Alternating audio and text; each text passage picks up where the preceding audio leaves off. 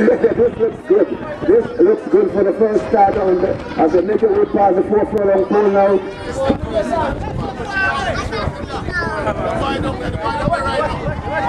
It's Rachel showing what he can do, followed by, of course, Ashley, and they just passing the 7.5 furlong pole, and they're coming up to the hill.